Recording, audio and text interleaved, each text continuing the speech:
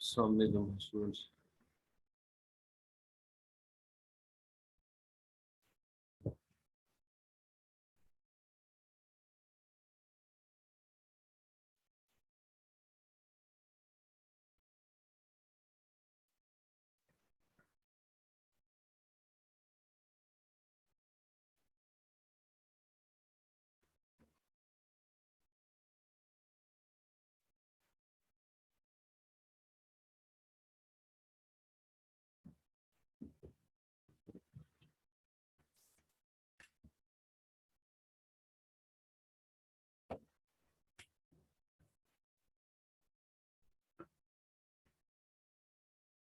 अच्छा स्टूडेंट्स, अब हम जो है वो इसको डिस्कस करेंगे आगे कि जो हमने एग्जांपल दी अभी D3 और T4 की कि एक इंस्ट्रक्शन जो है वो कितने क्लॉक पल्स में कंप्लीट होती है। और फिर हम इंस्ट्रक्शन को देखेंगे भी कि जो है इंस्ट्रक्शन के कौन कौन से स्टेप्स हैं। तो जैसे हम बता रहे थे कि एक इंस्ट्रक्शन जो है वो एक सिंगल क्लॉक पल्स में कंप्लीट नहीं होती है, बल्कि मल्टीपल क्लॉक पल्स की ज़रूरत होती है इसको। तो इसलिए जो है वो programme residing the memory unit of the computer consists of a sequence of instructions। मतलब अपना नाम आपने प्रिंट करना है 10 मरतबा, तो आपको एक प्रोग्राम बनाना पड़ेगा, इनपुट लेनी होगी, फिर उसके बाद उसको प्रोसेस करेंगे 10 मरतबा। वो काम प्रोसेस होगा, रिसाइकिल होगा और उसके बाद एंड होगा। तो the program is executed in the computer by going through a cycle for each instruction. तो each instruction cycle in turn is subdivided into a sequence of sub-cycle or phases. In the basic computer, each instruction cycle consists of the following phases. हम जो है वो कहते हैं कि पहला step क्या है, फैच का। Fetch in instruction from memory, मतलब मेमोरी की किसी लोकेशन से जहां पर वो इंस्ट्रक्शन पड़ी हुई है उसको उठा के हम जो है वो शिफ्ट करवाएंगे इंस्ट्रक्शन रजिस्टर में। इसको कहते हैं फैचिंग। Decode the instruction, decode instruction का मतलब है जो कि हमने पीछे डायग्राम अभी गुजरी है उसके अंदर हम ये देख रहे थे कि इंस्ट्रक्शन जो है वो उसकी टाइप क्या है, क्या वो परफॉर्म होने जा रहा है, क्या ऐड है, क्या लोड है, क्या इनपुट लेना है, क्या आउटपुट लेना है, या एक रजिस्टर से दूसरे रजिस्टर में डेटा ट्रांसफर करना है। ये सारे काम उस वक्त हो पाएंगे जब तक जो है हम उसको ट्रांसलेट करवा के कंट्रोल यूनिट को ना दें। तो डिकोड द इंस्ट्रक्शन। उसके बाद जो है जब हमने जो है वो इंस्ट्रक्शन बता दी, फिर उसके बाद read the effective address from memory if the instruction has an indirect address. अगर तो हम डिकोड कर देंगे इंस्ट्रक्शन डायरेक्ट इंस्ट्रक्शन थी, तो साथ में जो है वो इफेक्टिव एड्रेस भी भेज दिया गया कि मेमोरी की इस लोकेशन से ऑपरेंड को उठा लो। तो वो तो डिकोड और इंस्ट्रक्शन जो है वो जब हो गई तो वो सब कुछ हमें वहां पर मिल गया। लेकिन अगर इंस्ट्रक्शन इनडायरेक्ट है तो इनडायरेक्ट इंस्ट्रक्शन के अंदर जो है वो जो हम एड्रेस देख रहे हैं डिकोड द इंस्ट्रक्शन वाले स्टेप में, वहां पर हमें इफेक्टिव एड्रेस का एड्रेस पड़ा हुआ होगा। तो हमें जो है वो जाना पड़ेगा दोबारा जंप करके मेमोरी की उस लोकेशन के ऊपर कि ये इफेक्टिव एड्रेस क्या है। तो इफेक्टिव एड्रेस की लोकेशन पर ही ऑपरेंड पड़ा होता है। तो फिर अगले स्टेप के अंदर अगर इंस्ट्रक्शन इनडायरेक्ट थी तो फिर तीसरा स्टेप भी फॉलो होगा, read the effective address from memory if the instruction has an indirect address. और फिर उसके बाद जो है जब इंस्ट्रक्शन फैच हो गई, डिकोड हो गई, तो अब उसके बाद एग्जीक्यूशन की बारी है। तो एग्जीक्यूट द इंस्ट्रक्शन। जब हम कह रहे हैं कि इंस्ट्रक्शन जो है वो ट्रांसलेट हो चुकी है, तो अब कंट्रोल यूनिट को जो है उसको एग्जीक्यूट करना है। चाहे वो मेमोरी रेफरेंस हो, चाहे वो रजिस्टर रेफरेंस हो, चाहे वो इनपुट आउटपुट इंस्ट्रक्शन हो, कोई भी इंस्ट्रक्शन हो, वो तीनों में से जो भी होगी वो उसको जो है वो परफॉर्म करवा। ये जो है वो हम बेसिकली तो हम तीन स्टेप ही कहते हैं, फैच, डिकोड, एग्जीक्यूट। ये तीन ही स्टेप्स होते हैं परफॉर्म करने के लिए।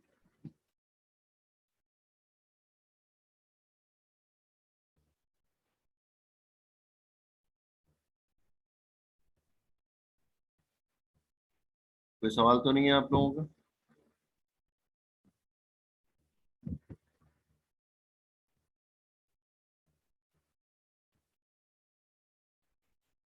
तो अब पहला स्टेप जो है वो है फैच और डिकोड का।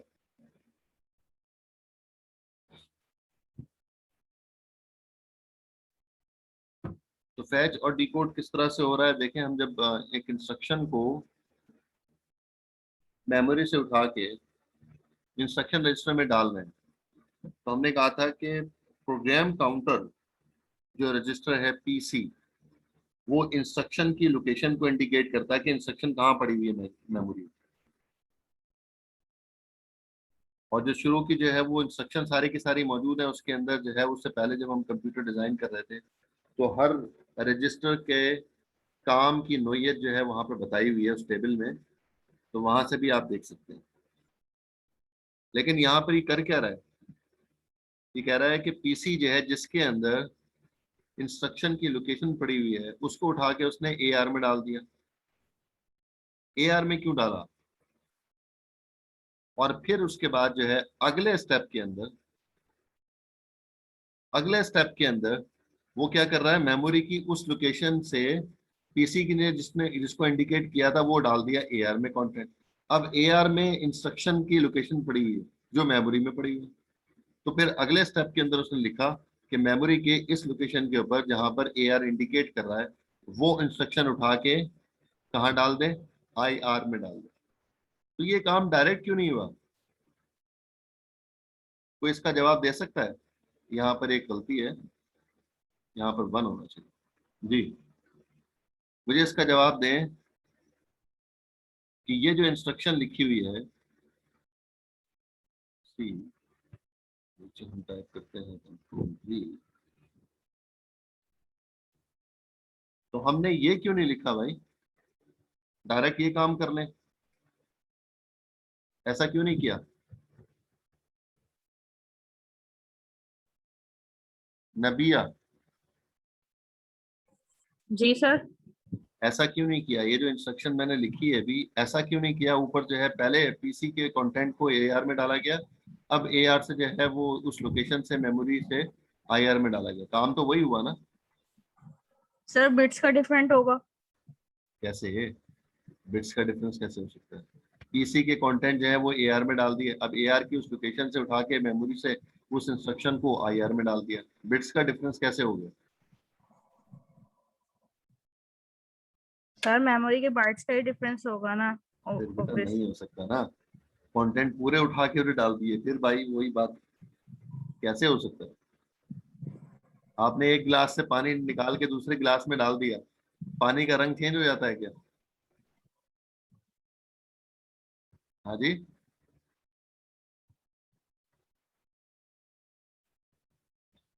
सारा, जी sir. Sir AR basically AR का काम ये होता है कि वो ये बताता है कि मेमोरी में किस लोकेशन पे जाके इंस्ट्रक्शन इंडिकेट करवानी है, और पीसी में जो है लोकेशन आती है, और एआर का काम ये होता है कि कहाँ लोकेशन बताता है एग्जैक्ट कि मेमोरी में कहाँ जानी चाहिए इंस्ट्रक्शन। तो इसलिए यहाँ ये स्टेप किया है कि लाइक पीसी जो है वो एआर में अपनी जो डाटा है वो डाल रहा है। तो ये जो मैंने नीचे भी इंस्ट्रक्शन लिखी है जिसको हाईलाइट भी किया हुआ है, क्या ये काम इससे नहीं हो सकता? सर मेरे ख्याल में ये नहीं हो सकता, क्योंकि पीसी में लोड हो रही होती है ना इंस्ट्रक्शन, फिर नहीं नहीं, एआर में पीसी में, कैसा लोड? बेटा पीसी में इंस्ट्रक्शन लोड नहीं हो रही है। पीसी इंस्ट्रक्शन की लोकेशन बता रहा है, किसकी लोकेशन है, जहां पर मेमोरी में कहां पर इंस्ट्रक्शन पड़ी हुई है। पीसी में इंस्ट्रक्शन नहीं है, इंस्ट्रक्शन मेमोरी में पड़ी हुई है और पीसी बता रहा है कि मेमोरी की किस लोकेशन पे पड़ी हुई है। ये है।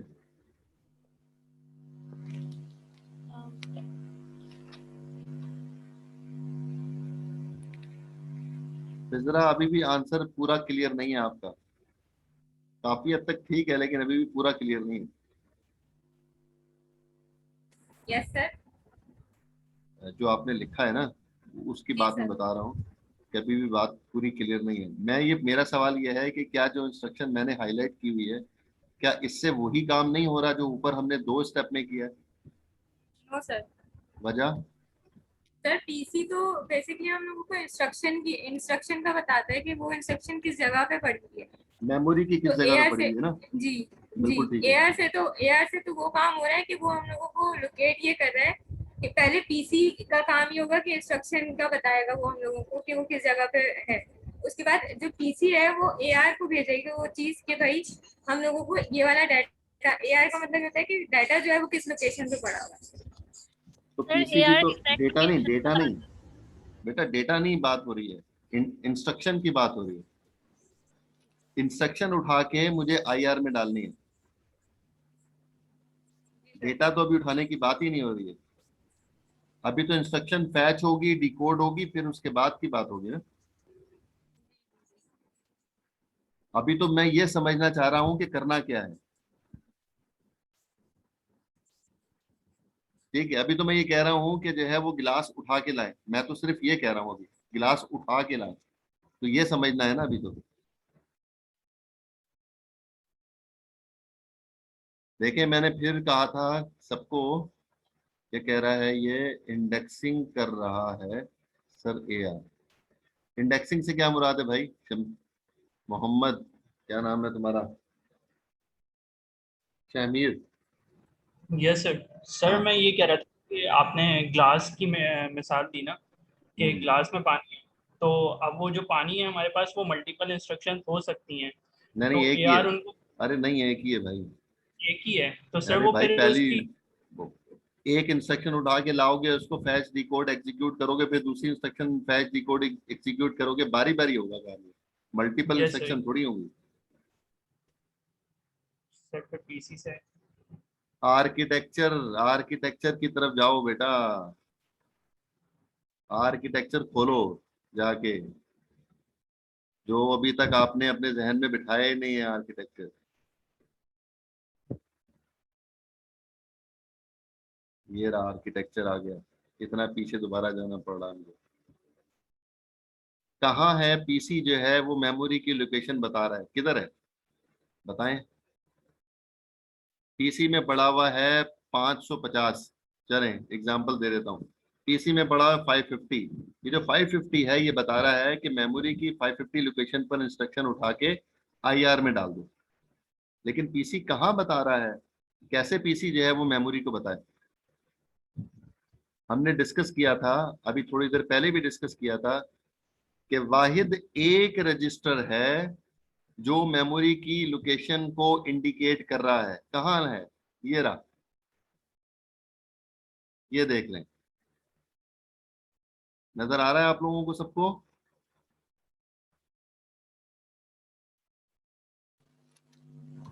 यस। तो ए आर रजिस्टर है जो मेमोरी की लोकेशन को बता रहा है कि मेमोरी की किस लोकेशन से क्या उठाना है या क्या रखना है। तो पीसी जो है वो किस मजबूरी है अब हमारी आर्किटेक्चर की वजह से, कि हमें पीसी का जो 550 कंटेंट लिखा हुआ है वो मुझे डालना पड़ेगा एआर में। एआर में आ गया 550। अब 550 यहां से होके ये इधर से, इसने बताया कि मेमोरी की 550 लोकेशन पर जो इंस्ट्रक्शन पड़ी हुई है उसको उठा के लाओ और उसको डाल दो कहां पर? आईआर में डाल दो। ये होगा। तो इस वजह से मुझे दो स्टेप में ये काम करना पड़ा है। अगर यहाँ पर भी ऐसी कमांड लिखी होती, लाइन होती, मैं डाल दूं यहाँ पर, ये जो है इस तरह से लाइन लगी होती कि अब जो है वो पीसी भी मेमोरी लोकेशन को बता रहा है और एआर भी मेमोरी लोकेशन को बता रहा है। तो आर्किटेक्चर में ये ऑप्शन मौजूद नहीं है, हार्डवेयर में ये ऑप्शन मौजूद नहीं है, वायर कनेक्टेड नहीं है जो कि एड्रेस को बता सके कि मेमोरी की इस लोकेशन से इंस्ट्रक्शन को उठा के लेके आ जाए। ये काबिलियत एआर में तो है, ये काबिलियत पीसी में नहीं है। ठीक है भाई, अब याद रहेगा हमेशा जब तक ये कोर्स पास नहीं हो जाए। Yes sir. तो हमारी फिर इस आर्किटेक्चर की वजह से मजबूरी बन गई कि पीसी के कंटेंट को पहले मुझे एआर में डालना पड़ेगा और अब जो है हम इंस्ट्रक्शन को उठा के लाकर आईआर में डाल देते हैं। ये काम होगा।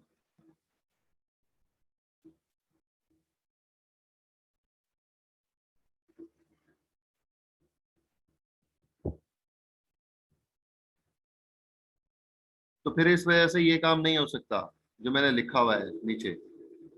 ये काम नहीं हो सकता। यही काम होगा T0 क्लॉक पल्स के ऊपर।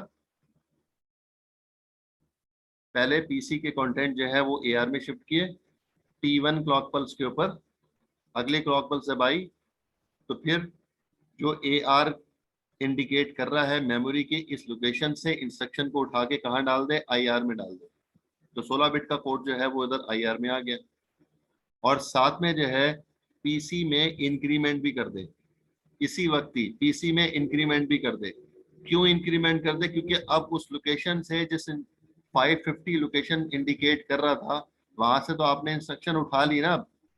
अब आपको जब ये वाली इंस्ट्रक्शन एग्जीक्यूट करवानी है तो जो नई इंस्ट्रक्शन आएगी उसकी लोकेशन पे तो चाहिए, वो 551 होगी। तो इसलिए जैसे ही जो आप इंस्ट्रक्शन को लोड करवा लो तो उसका काम खत्म हो गया 550 लोकेशन का। अब उसमें इंक्रीमेंट करवा दो तो नेक्स्ट इंस्ट्रक्शन का एड्रेस आ गया पीसी में। पीसी में नेक्स्ट इंस्ट्रक्शन का एड्रेस आ गया। तो अब ये जो अभी तो फैच और डिकोड हो रहा है, इसके बाद अगला स्टेप एग्जीक्यूट का भी है।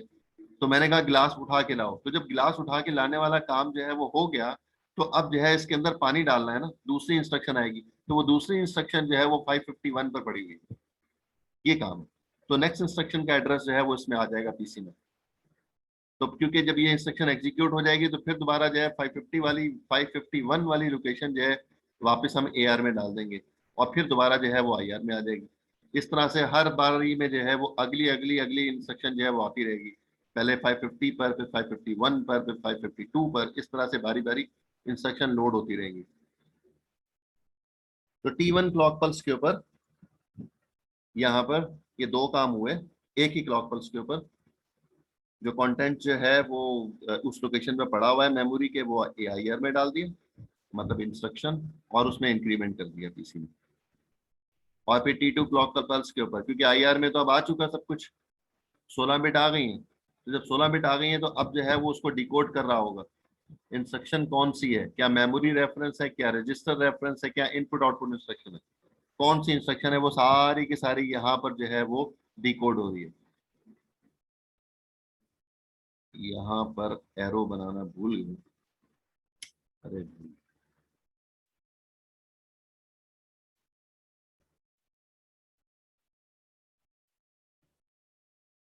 जी देखें जी, ये सारा काम हम पीछे डिस्कस करते आए हैं। बिट नंबर 12 to 14, 12, 13, 14 वो बता रहा होगा कि कौन सा कोड जो है वो डिकोड होगा 000 से लेकर 111 तक। तो फिर वो जो है वो डिकोड हो जाएगा D0 से लेकर D7 तक। जब ये काम हो गया तो उसके बाद जो है फिर 0 से लेकर 11 जो बिट हैं वो वाली भी जो है वो डिकोड होनी है, 12 बिट जो है, क्योंकि ये तो ऑपरेंड के एड्रेस है ना। तो ऑपरेंड का एड्रेस जो है वो AR में डाल दिया ताकि मेमोरी की उस लोकेशन से ऑपरेंड को उठा के ले आए।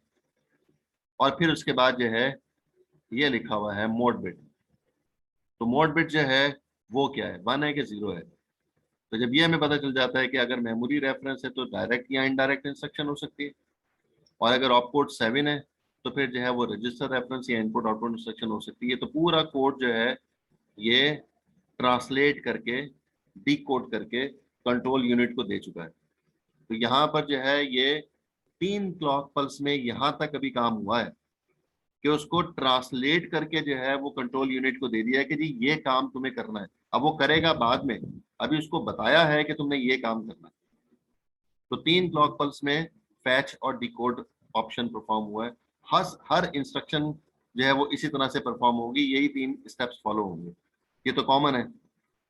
जब ट्रांसलेट हो जाएगा, पता चल जाएगा कंट्रोलर को, तो फिर अलग अलग मॉड्यूल को भेज देगा, क्या ऐड करना है, क्या सब्ट्रैक्ट करना है, क्या डिवाइड करना है, क्या मल्टीप्लाई करना है। ये तो बात की बात है ना। तो ये उस मॉड्यूल को कंट्रोल यूनिट पास करेगा। पहले समझ तो आए उसको कंट्रोल यूनिट को कि काम क्या करना है। कोई सवाल किसी का?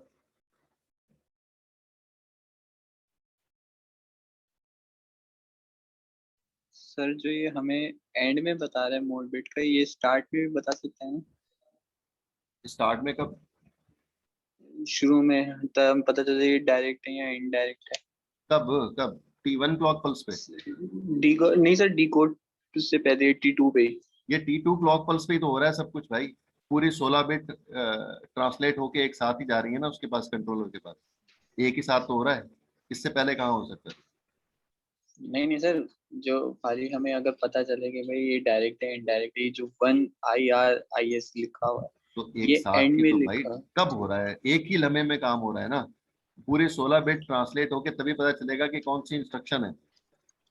अच्छा डी ठीक है, नॉट से मैं D7 तक ये पता चला कि जो है ये कौन सा कोड है। 0 से लेकर 7 तक कुछ भी हो सकता है। उसके साथ मुझे मॉड बिट भी तो चाहिए ना। मॉड बिट के बगैर मुझे कैसे पता चलेगा? साथ ही पैरेलल काम हो रहा है। ठीक है। डायरेक्ट है, इनडायरेक्ट है, मेमोरी रेफरेंस है, रजिस्टर रेफरेंस है, इनपुट आउटपुट इंस्ट्रक्शन है। ये T2 क्लॉक पल्स पे पैरेलल एक ही साथ काम हो रहा है। मुझे ये सवाल आपके समझ में नहीं आ रहा, पहले कैसे पता चल जाए? T2 से पहले तो पता नहीं चल सकता। ये एक ही लम्हे में 16 बिट जो है वो ट्रांसलेट हो रही है। मतलब एक ही साथ होगी सर ये? जी, एक ही T2 लिखा हुआ है ना। T2 क्लॉक जी जी पल्स पर सर। ये काम हो रहा है। अगली क्लॉक पल्स पे नहीं हो रहा कि जो है वो मोड बिट हम बाद में देखेंगे और ठीक। ऑपरेंड बाद में देखेंगे। नहीं, ये T2 क्लॉक पल्स पर ही हो रहा सही है सर।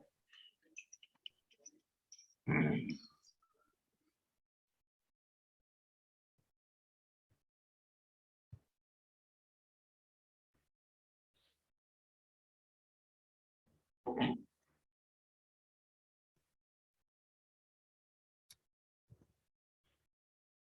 ये फैच डिकोड हुआ और इसको अब हम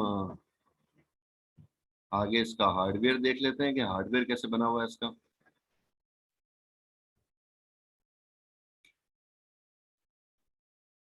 वही जो है वो सब कुछ यहाँ पर इस बॉक्स में लिखा हुआ जो पीछे हम देख के आए।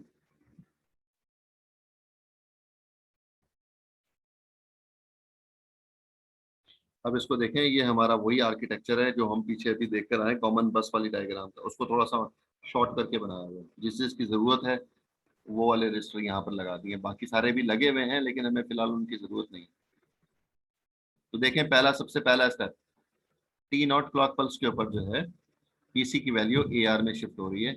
ये काम पहले हो रहा है। तो पीसी की वैल्यू जो है वो AR में शिफ्ट करने के लिए हमें क्या करना पड़ेगा? बस का एड्रेस क्या है? 2। ये देख लें, पीसी का एड्रेस क्या है? 2 लिखा हुआ है। आपके पास बुक भी होगी सामने पड़ी हुई, उसके अंदर भी ये डायग्राम पूरी बनी हुई है। कंप्लीट डायग्राम जो बनी हुई है उसका बता रहा है कि पीसी का डेटा अगर मुझे बस पर डालना है तो मुझे मल्टीप्लेक्सर से 2 सेलेक्ट करना पड़ेगा। ये हम पहले डिस्कस कर चुके हैं। तो इसलिए जो है वो मुझे 2 सेलेक्ट करना पड़ेगा और यहाँ पर भी 2 लिखा हुआ है सिलेक्टर से। ये लिखें, T0 क्लॉक पल्स के ऊपर जब मैं 2 इनपुट दूंगा तो फिर पीसी का वैल्यू जो है वो बस पर शिफ्ट हो जाएगी। और जब बस पे शिफ्ट होगी तो इसी T0 क्लॉक पल्स के ऊपर मुझे पीसी का डेटा AR में लोड भी करवाना है। लोड, तो लोड करवाने के लिए ये देख लें, यहाँ पर AR का लोड इनेबल हुआ है। ये रहा, ये लोड जब इनेबल हुआ है कब, किस वक्त? मुझे ये तो थोड़ा सा चेंज करना पड़ेगा। ये रहा T0 और T0 यहाँ से कनेक्टेड है। यहाँ से आकर ये लोड AR पे कनेक्ट हो गया। कब हो रहा है ये काम? T0 क्लॉक पल्स पर हो रहा है। ये T0 क्लॉक पल्स लिखी हुई है। तो इसलिए AR का डेटा, पीसी का डेटा AR में T0 क्लॉक पल्स पर शिफ्ट हो रहा है। और बस पर हम 010 कैसे डालेंगे ये देख लें, इसको भी देख लें। T0 क्लॉक पल्स के ऊपर हमने इसको कनेक्ट कर दिया S1 के साथ। ये देख लें, ये S1 से कनेक्टेड है। और S2 और S3 से कनेक्ट नहीं है।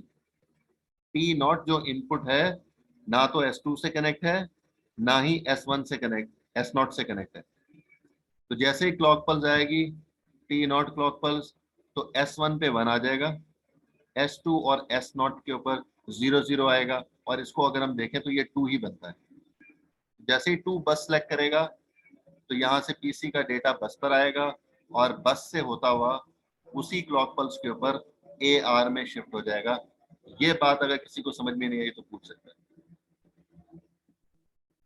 ये T0 क्लॉक पल्स की अभी बात हो रही है, अभी T1 क्लॉक पल्स को हमने नहीं देखा।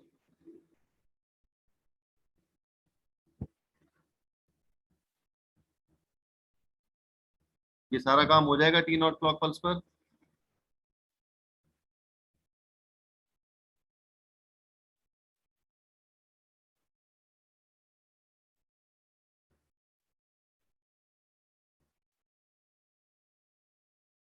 हम्माद, ज़िशान, नबिया, अब्दुल वहाब। जो अभी जो आप जो इंस्ट्रक्शंस बता रहे थे वही आपने प्रैक्टिकल करके बताया है कि कैसे पीसी से एआर पे इंस्ट्रक्शंस जा रही हैं। हाँ तो यस और नो तो लिख देना चैट के यस ऊपर सर। भाई, मैं पूछ रहा हूँ यस तो सर। यस और नो तो लिखे ना। सबकी तरफ से जवाब मुझे आना चाहिए ना। लगा दूं फिर सबकी एब्सेंट में जो लोग नहीं जवाब दे रहे। सकीना इस्लाम,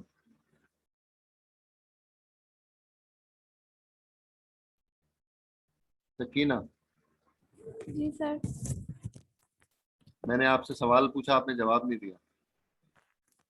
सर मैंने, आपने बोला समझ आ गया, मैंने बोला यस सर। लिखा है आपने ऊपर चैट जी पे लिखा है? जी। अच्छा मुझे नजर, हाँ ठीक है ठीक है ठीक है, ओके।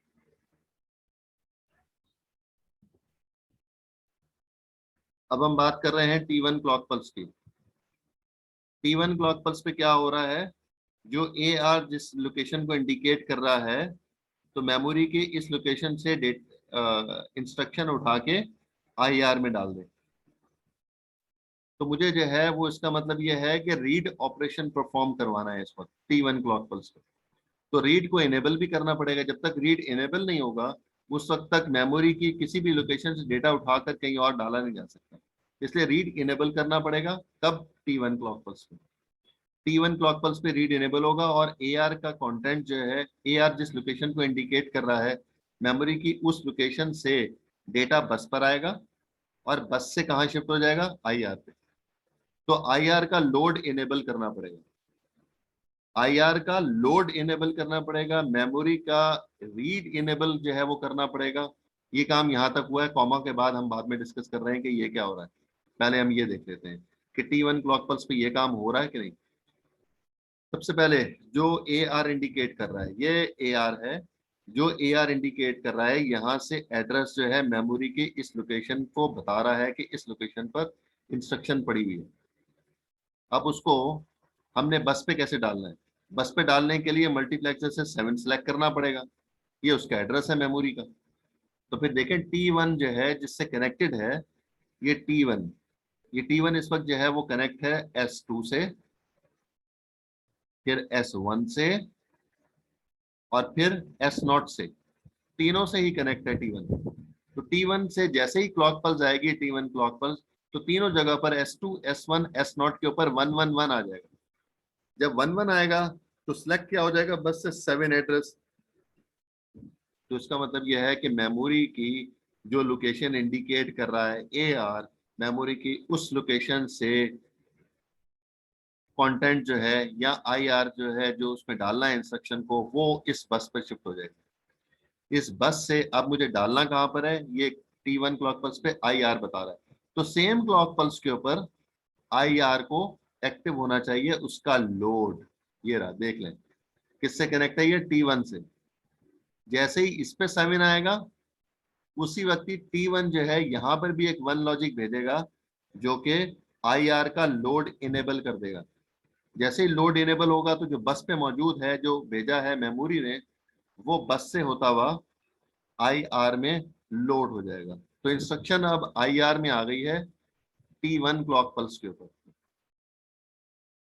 तो ये T1 क्लॉक पल्स पर जो है वो IR की वैल्यू जो है वो आ चुकी, इंस्ट्रक्शन की वैल्यू आ चुकी है इसके अंदर। ये काम जो है यहाँ पर ये हुआ। और हमने डिस्कस किया था कि इसी क्लॉक पल्स के ऊपर, क्योंकि इंस्ट्रक्शन हम लोड कर चुके हैं 550 वाली लोकेशन से, तो अब हमें 550 वाली लोकेशन की जरूरत नहीं है। तो हमने फौरन फिर जो है वो पीसी में इंक्रीमेंट कर दिया उसी क्लॉक पल्स के ऊपर। तो पीसी में जब इंक्रीमेंट हुआ तो फिर जो है वो हमने जो है वापस पीसी में वैल्यू डाल दी। तो इंक्रीमेंट पीसी में ही होना है ना। कौन सी क्लॉक पल्स पे? T1 क्लॉक पल्स पे। इसलिए T1 को, ये T1 है, जब इस पे जो है वो राइजिंग आ जाएगी, clock pulse active high logic देगा, तो फिर मुझे जो है पीसी को उसके इंक्रीमेंट के साथ जो है वो कनेक्ट करना पड़ेगा। याद है ना, पीसी के 3 इनेबल पिन थी। एक लोड की पिन थी, एक इंक्रीमेंट की पिन थी और एक क्लियर की पिन थी। तो 3 जो है वो इसमें इनेबल जो है वो पिन्स मौजूद है। तो इस वजह से यहाँ पर हमने T1 को कनेक्ट कर दिया इंक्रीमेंट के इनेबल पिन के साथ पीसी की। तो इसलिए पीसी में जैसे ही क्लॉक पल्स इधर आएगी, इधर 7 भेजेगा, इसको जो है लोड एक्टिव करेगा, तो उसी वक्त ही यहाँ पर भी जो है वो पीसी का इंक्रीमेंट पिन एक्टिव हो जाएगी। इसलिए ये 1 टाइम काउंटिंग कर देगा।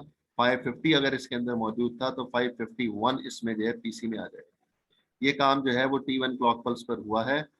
आपको अगर कोई बात समझ में नहीं आई तो पूछ लें, अगर समझ में आ गई तो ओके लिख दें।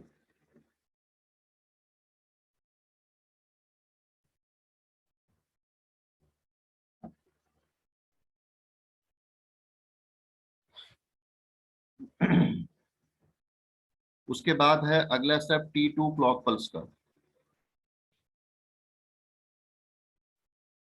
अगला स्टेप है T2 clock pulse. T2 clock pulse के ऊपर जो है फिर अब हमें जो इंस्ट्रक्शन IR में डाली हुई है उसको हमें एग्जीक्यूट करवाना है, डिकोड करवाना है, ट्रांसलेट करवाना है। ठीक है, तो ये काम जो है वो T2 क्लॉक पल्स में होगा। और जो T2 क्लॉक पल्स के लिए फिर इंस्ट्रक्शन को जो है मुझे उसके कंट्रोल यूनिट को देना है। तो कंट्रोल यूनिट तो इसके अंदर पड़ा नहीं हुआ, तो वो काम जो है वो हम T2 क्लॉक पल्स पे कर रहे होंगे। तो T0, T1 और T2 क्लॉक पल्स जो है वो ये 3 क्लॉक पल्स के ऊपर जो है वो हम इंस्ट्रक्शन फैच और फिर डिकोड करके दे रहे हैं कंट्रोल यूनिट को। ये काम हमने जो पीछे स्लाइड पे देखा था, अब जो है वो हम इधर ये देख रहे हैं कि हम इसका हार्डवेयर कैसे बनाएंगे। ये एक हल्की सी झलक है। और ये और गेट लगाने की वजह क्या है, ये आपको पता है, आप DLD पास कर चुके हैं। हम और गेट उस वजह से लगाते हैं कि हमें जो है वो रीड और मुख्तलिफ जगहों पर भी करवाना पड़ेगा। सिर्फ इसी जगह पर हमें मेमोरी रीड नहीं करवानी है, बहुत सारी जगहों पर जो है वो हमें मेमोरी रीड करवानी होगी। जब मैं लिखूंगा लोड एक्यूमुलेटर तो फिर मेमोरी रीड होगी ना उस वक्त भी, लेकिन इंस्ट्रक्शन अलग है। ये वाली इंस्ट्रक्शन कुछ और है, वो वाली इंस्ट्रक्शन कुछ और होगी। तो इसलिए मल्टीपल टाइम पर रीड इनेबल हो रहा होगा। तो जब बहुत सारे ऑप्शन पर जो है वो हमें रीड को इनेबल करना होगा, तो फिर अगर एक ही ऑप्शन होता तो हम डायरेक्टली वायर जो है वो कनेक्ट कर देते रीड के साथ। लेकिन मल्टीपल ऑप्शंस के लिए रीड इनेबल करना है तो और गेट इसी काम के लिए लगाया जाता है कि इस काम के लिए और इस काम के लिए और इस काम के लिए और इस काम के लिए ये काम हो रहा होगा। तो और गेट तो यही कह रहा है ना कि जो है वो कोई भी एक इनपुट इनेबल हो गई उसकी तो वो आउटपुट हाई लॉजिक दे देता है। ठीक है, तो इसके लिए क्या कहते हैं, all inputs low then output low, otherwise high logic. OR gate की यही डेफिनेशन थी। तो इसलिए जो है वो हम कह रहे हैं कि दो चार और भी ऑप्शंस मौजूद होंगे जहां पर रीड इनेबल करना होगा।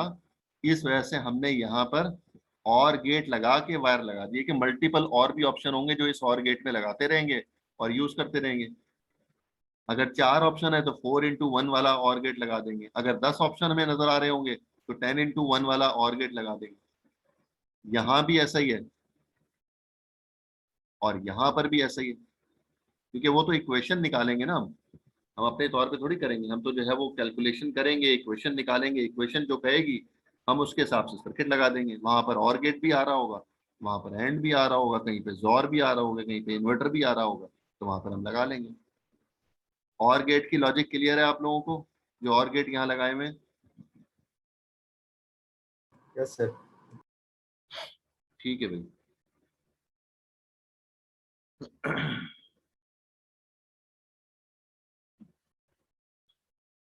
अच्छा जी, इस डायग्राम में हम जो है वो T2 क्लॉक पल्स तक काम कर चुके हैं। ये इतना काम हम कर चुके हैं। ये रहा, ये देख लेंगे, ये सारा काम हम देख चुके हैं पीछे स्लाइड के ऊपर। T0 क्लॉक पल्स पे क्या होगा, T1 क्लॉक पल्स पे क्या होगा, T2 क्लॉक पल्स पे क्या होगा। जब ये T2 क्लॉक पल्स पे ये काम हो गया है तो अब उसके बाद हमें इंस्ट्रक्शन जो है वो ट्रांसलेट हो गई हैं कि कौन सी इंस्ट्रक्शन है। अब कंट्रोल यूनिट को डिसाइड करना है कि इंस्ट्रक्शन कौन सी टाइप की है।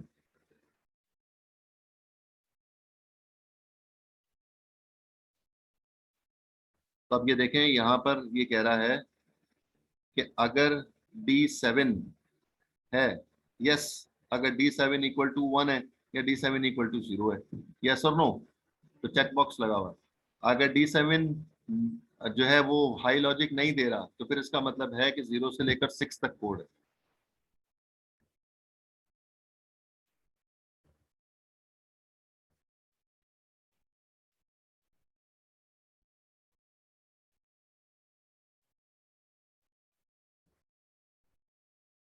ये चेक बॉक्स ये बता रहा है कि जो है वो जो डी कोड वैल्यू हुई है वो 000 है या 001 है या 2 है या 3 है 4 5 6 7 क्या है।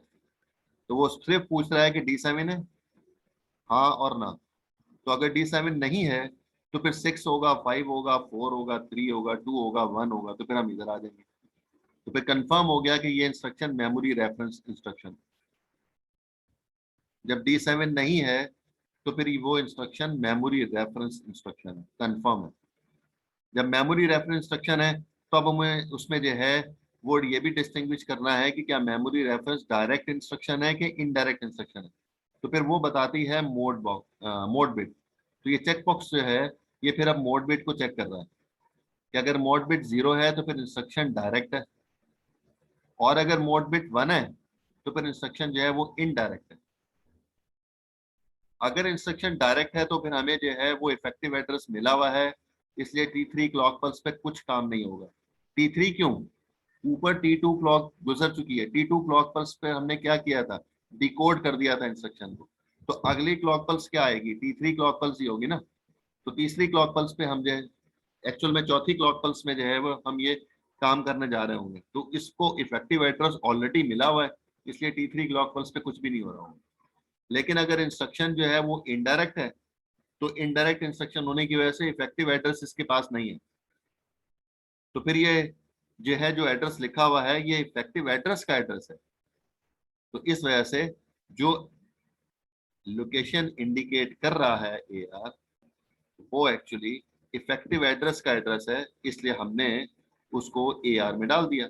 मेमोरी से उठा के मेमोरी की उस लोकेशन को जो AR बता रहा है उस लोकेशन पे जो कंटेंट पड़ा हुआ है उस कंटेंट को उठा के हमने AR में डाल दिया।